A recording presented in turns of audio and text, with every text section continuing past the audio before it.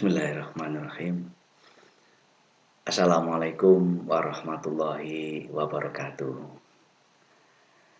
Para siswa, marilah kita senantiasa selalu bersyukur kepada Allah SWT atas segala limpahan rahmatnya. Kita bisa belajar bersama saat ini. Dan jangan lupa kita selalu berbakti kepada orang tua dan guru. Anak-anakku, pada kesempatan ini kita akan belajar bahasa Indonesia tingkat SMP kelas 8 semester 1 bersama saya Sunarto, guru bahasa Indonesia dari SMP Negeri 1 Dringo. Pada pertemuan kali ini kita akan membahas mulai dari bab 1 tentang teks berita, yakni membahas tentang informasi yang membanggakan anak-anak. Oke.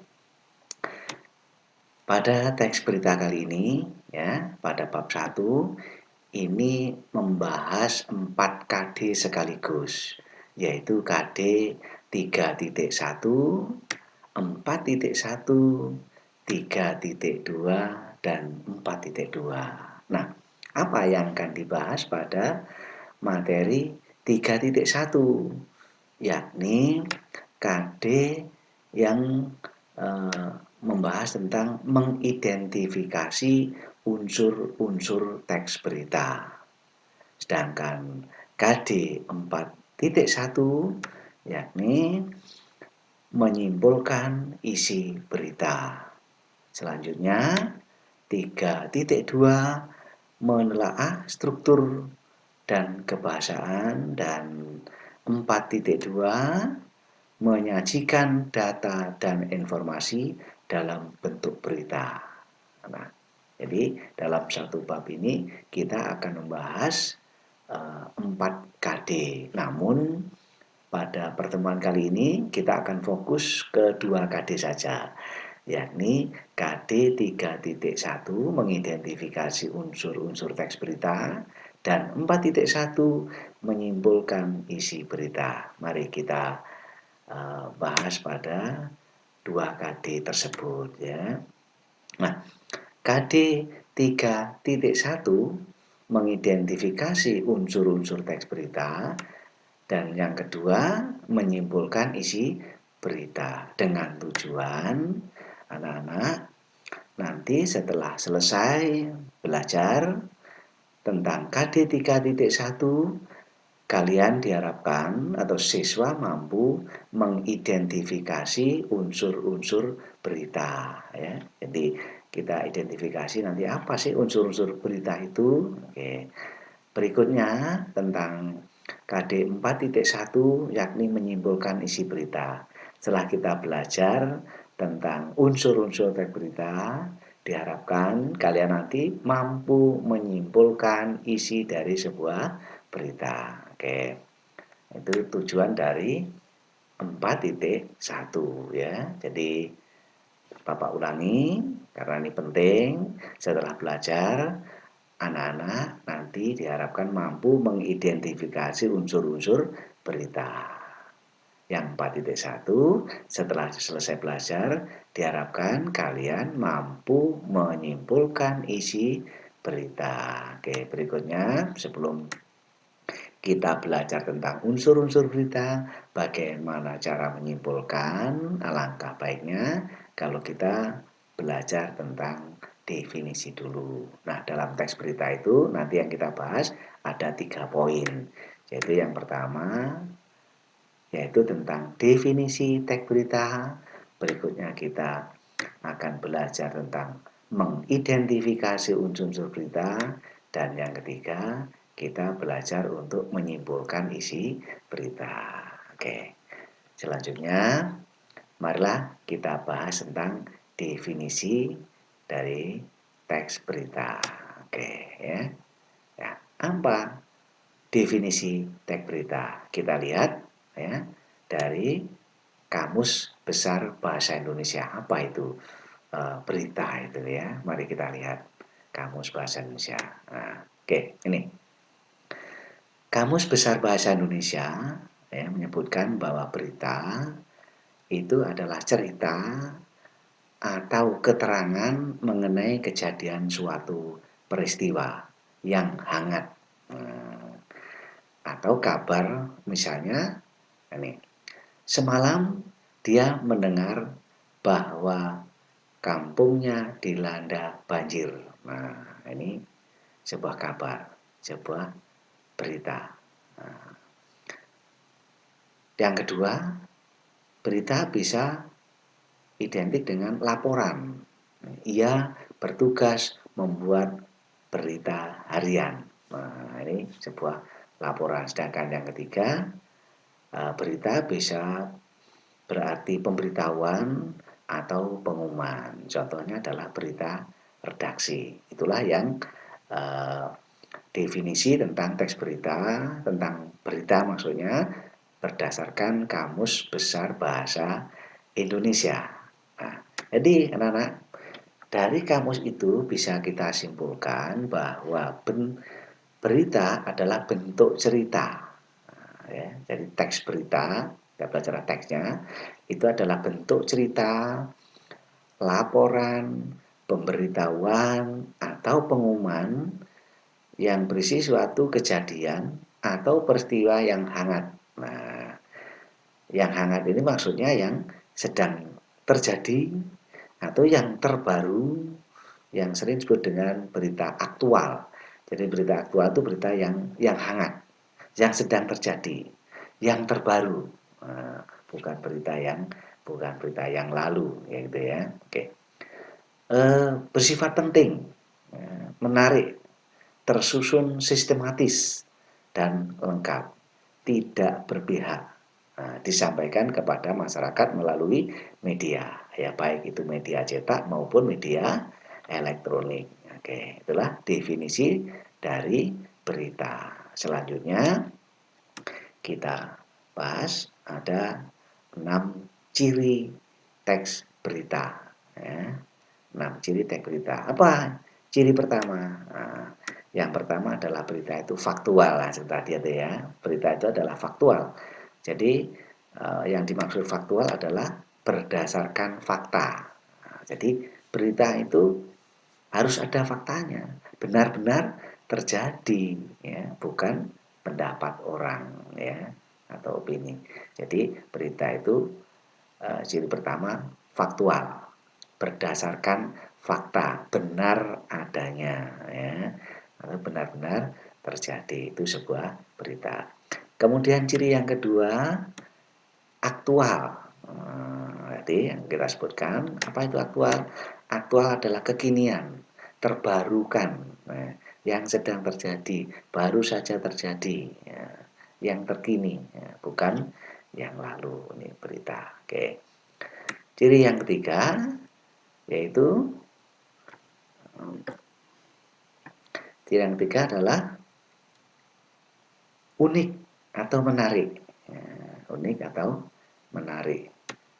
Apa itu yang dimaksud unik dan menarik? Beda dengan yang lain. Jadi berita yang unik dan menarik itu beda dengan yang lain. Kalau itu sama dengan yang lain ya tidak unik lagi, ya tidak menarik. Gitu. Nah, oke. Berikutnya yang keempat, sistematis dan lengkap. Sistematis itu berurutan, boleh berarti urutan waktu, urutan peristiwa atau kejadian. Lengkap. Lengkap ini bisa memenuhi unsur-unsur berita. Nah, nanti akan kita bahas lebih lanjut ya. Oke, yang kelima, berita itu seimbang. Artinya seimbang itu apa? Seimbang tidak berpihak, ya. Tidak berpihak, ya seimbang. Misalnya berita itu tidak memihak baik kelompok A maupun kelompok yang lain. Ya apa adanya sesuai dengan fakta. Oke. Dan yang keenam, jadi berita itu adalah bahasanya komunikatif. Nah, apa yang dimaksud komunikatif? Mudah dipahami oleh pembaca, ya, atau pemirsa atau pendengar. Ya, kalau berita itu berita cetak, ya si pembaca mudah memahami. Kalau berita itu disiarkan radio, bagi pendengar paham bahasanya. Kemudian eh, pemirsa, misalnya berita lewat televisi dan sebagainya. Sehebat apapun berita itu, kalau bahasanya tidak komunikatif, maka kan tidak sampai kepada pembaca atau pemirsa atau pendengar. Oke, begitu. Itulah 6 ciri tentang teks berita. Nah, selanjutnya, nah mari kita mencoba untuk mengidentifikasi unsur-unsur dalam sebuah teks berita. Nah, ini contoh sebuah berita, mari kita baca bersama. Ya, bacalah berita berikut dengan teliti. Mari kita baca dengan teliti ya, kita baca bersama. 10 hari menjelang Lebaran, Sabtu 15 November, pelabuhan penyeberangan Merak mulai dipadati truk. Truk-truk tersebut mengangkut barang-barang non-9 bahan pokok atau non-sembako. Tingginya arus truk dalam 2 hari terakhir berkaitan dengan adanya larangan melintas bagi truk non-9 bahan pokok atau non-sembako pada tanggal 21 sampai 25 November. Larangan tersebut berlaku bagi truk bersumbu lebih dari 2, truk gandengan, truk tempelan, dan truk kontainer. Penumpukan truk bersumbu 2 tersebut seperti di Pelabuhan Merak menyebabkan antrian truk sekitar 100 meter dari pintu masuk kapal. Antrian terjadi di dermaga 1 hingga dermaga 4. Tetapi antrian tersebut masih dalam batas normal. Antrian belum membeludak keluar area parkir pelabuhan. Akibat penumpukan truk itu, beberapa sopir truk mengaku harus menunggu sekitar 2 hingga 4 hari untuk bisa masuk kapal. Nah, sumber dari Kompas dengan beberapa penyesuaian. Nah, ini contoh berita, mari kita baca bersama, mari kita mencoba untuk mengidentifikasi unsur-unsur berita dalam teks tersebut. Nah, untuk mempelajari unsur-unsur berita, kita simak pertanyaan-pertanyaan berikut jawabannya ya.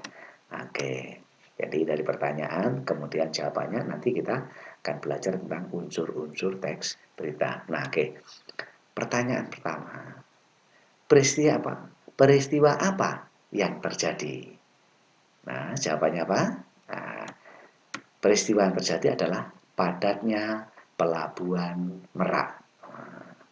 Kemudian pertanyaan kedua, siapa yang mengalami peristiwa itu? Nah, siapa yang mengalami itu? Adalah truk-truk pengangkut barang non-sembako. Yang ketiga, di mana peristiwa itu terjadi? Oke, di pelabuhan penyeberangan Merak. Nah, pertanyaan keempat, kapan peristiwa itu terjadi? Nah, 10 hari menjelang Lebaran, tepatnya Sabtu 15 November. Yang kelima, mengapa peristiwa itu terjadi? Nah, adanya larangan melintas bagi truk non-sembako pada 21 sampai 25 November. Dan yang keenam, bagaimana proses terjadinya peristiwa itu? Maka jawabannya adalah proses tersebut menyebabkan antrian truk di pintu masuk kapal. Nah, ada pertanyaan, apa, siapa, di mana, kapan, mengapa, dan bagaimana. Ada 6. Nah, dari 6 pertanyaan tadi itu, ini disebut dengan unsur-unsur berita. Nah, ya.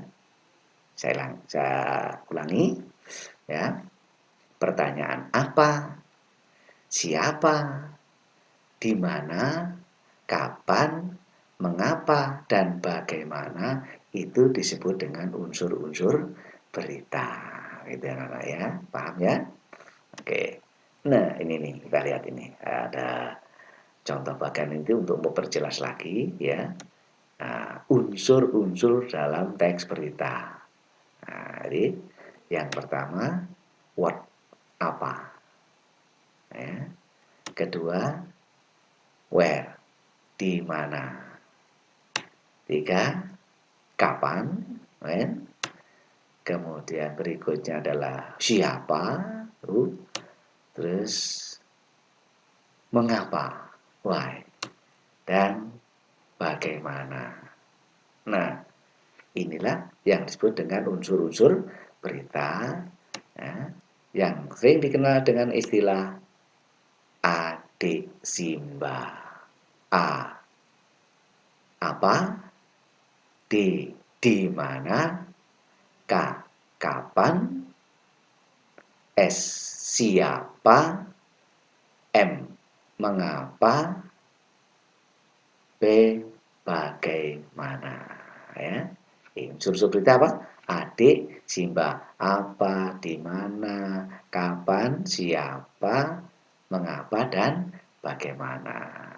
Dan istilah bahasa asingnya disebut dengan 5W dan 1H. Nah, paham ya? Ya Nana ya. Jadi unsur-unsur berita, unsur dalam teks berita adalah adik Simba atau 5W 1H. Oke, itu. Oke, mudah-mudahan dengan adanya bagan ini para siswa mudah untuk memahami tentang unsur-unsur di dalam teks berita. Selanjutnya, mari kita belajar menyimpulkan isi teks berita. Oke. Pertama, kedua, ketiga. Ada di 1, 2, 3 langkah untuk menyimpulkan sebuah teks berita. Yang pertama, yang harus dilakukan adalah meringkas pokok isi berita. Lagi, meringkas pokok-pokok isi berita. Langkah berikutnya, menyimpulkan pokok isi berita. Dan yang ketiga, memberi tanggapan. Ya. Jadi untuk menyimpulkan isi berita, itu yang pertama meringkas pokok-pokok isi berita, dilanjutkan menyimpulkan pokok-pokok isi berita, dan memberi tanggapan. Oke, apa yang dilakukan dalam meringkas pokok-pokok isi berita? Yang pertama dilakukan adalah mendengarkan ya, atau membaca berita. Yang kedua, mencatat pokok-pokok unsur berita. Yang ketiga, menyampaikan secara lengkap dan ringkas. Nah, ini yang harus dilakukan langkah pertama. Sedangkan langkah kedua, yakni memanfaatkan ringkasan sebelumnya yang terdapat pada pokok-pokok informasi berdasarkan adik Simba. Nah, jadi tadi mencatat pokok-pokok ya pokoknya apa yang berdasarkan adik Simba. Nah, kesimpulannya adalah kata-kata akhir dari suatu uraian. Nah, ini langkahnya ya. Jadi mencatat pokok-pokoknya berdasarkan adik Simba tadi atau 5W1H. Selanjutnya, nah manfaat itu kita ringkas dari 5W1H lagi. Yang terakhir kita memberikan tanggapan ya. Nah, tanggapannya adalah sambutan terhadap suatu berita, bisa berisi kritik atau komentar. Yang kedua, aspek yang ditanggapi bisa kebahasaannya, bisa struktur atau isi dari berita tersebut. Nah, ini langkah-langkah menyimpulkan isi teks berita. Ada 3 tahapan yang harus kita lalui. Nah, berikutnya mari kita mencoba untuk meringkas. Nah, masih ingat bacaan tadi ya? Ringkasan dari wacana tadi yaitu Pelabuhan Merak dipadati oleh truk-truk pengangkut barang non sembako pada 10 hari menjelang Lebaran.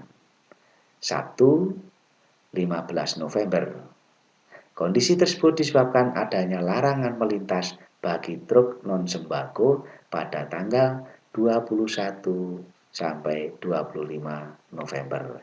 Itu ringkasan dari berita tadi ya. Jadi ada di situ apa, terus kemudian ada kapan, ada di mana dan sebagainya. Itu ringkasannya.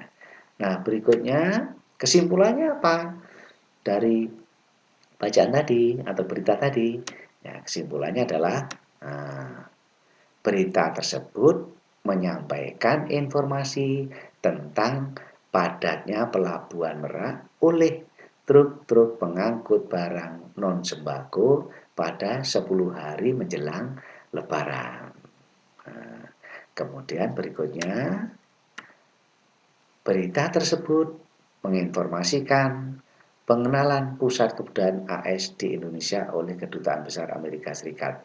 Pengenalan dilaksanakan di Pusat Perbelanjaan Pacific Place di Bilangan Senayan, Jakarta Selatan. Loh, kok berbeda, Pak? Nah, ini contoh sebuah kesimpulan. Kalau yang A tadi adalah kesimpulan dari berita tersebut, nah yang ini kesimpulan dari berita yang lain. Jadi artinya kita mencoba untuk membuat kesimpulan sebuah berita. Apa yang dimaksud dari berita itu ya. Nah, ini intinya di mana, maksudnya apa, maunya bagaimana, itu adalah kesimpulan dari sebuah berita. Ini contoh dari kesimpulan sebuah berita. Nah, dengan contoh ini harapan Bapak kalian bisa membuat simpulan sebuah berita ya, dengan langkah-langkah yang uh, tadi Bapak sampaikan ya. Oke. Nah, selanjutnya, pernyataan-pernyataan tersebut merupakan contoh kesimpulan atas suatu informasi.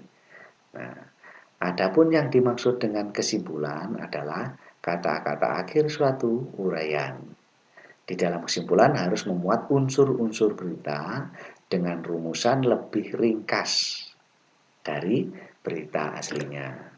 Ya, dengan demikian, kesimpulan tentang isi berita harus memanfaatkan ringkasan sebelumnya terhadap pokok-pokok informasi. Pokok-pokok informasi tersebut dengan berpatokan pada rumus AD Simba atau 5W1H. Nah, masih ingat tadi AD Simba apa? AD Simba adalah apa, di mana, kapan, siapa, mengapa, dan bagaimana. Nah, itu unsur-unsur berita yang eh, kita gunakan untuk membuat sebuah kesimpulan. Nah, oke. Selanjutnya, tanggapan. Ya. Jadi tanggapan. Bagaimana kita menanggapi sebuah berita. Nah, contohnya adalah, nah, saya kira informasi yang disampaikan berita itu cukup akurat karena isinya tidak jauh berbeda dengan informasi yang disampaikan sumber berita lain. Nah, ini memberikan tanggapan. Jadi berita itu mungkin disampaikan di koran, berita itu kita terima dari radio atau mungkin di televisi atau mungkin di medsos. Nah,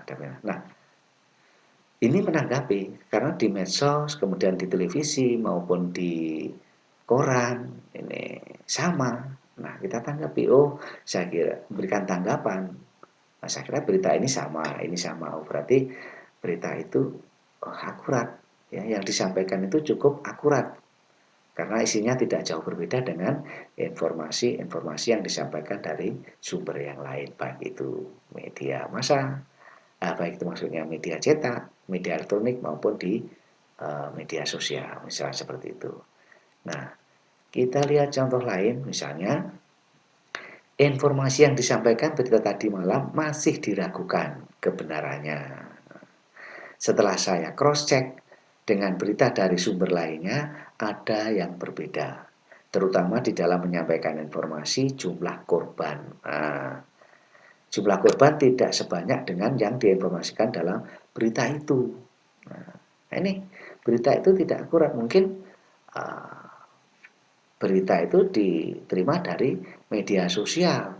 Ya, dia informasi dari orang lain yang tidak tahu di lapangan. Nah, sedangkan berita yang dari lapangan berdasarkan investigasi atau baik di koran biasanya adalah turun langsung ke lapangan. Berita itu lebih akurat. Nah, seperti itu.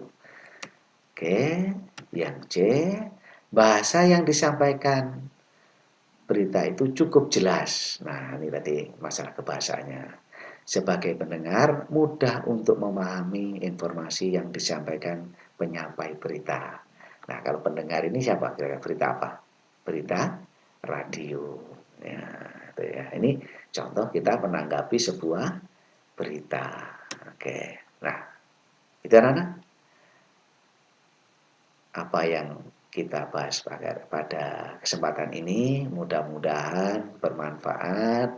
Kalian seperti yang disampaikan di awal, ya, tujuan utama, ya, tujuan dari pelajari KD 3.1 dan 4.1. Kalian bisa mengidentifikasi unsur-unsur berita dan bisa menyimpulkan sebuah berita. Oke, terima kasih. Selamat belajar. Sampai jumpa pada pertemuan di KD 3.2 dan 4.2. Wassalamualaikum warahmatullahi wabarakatuh.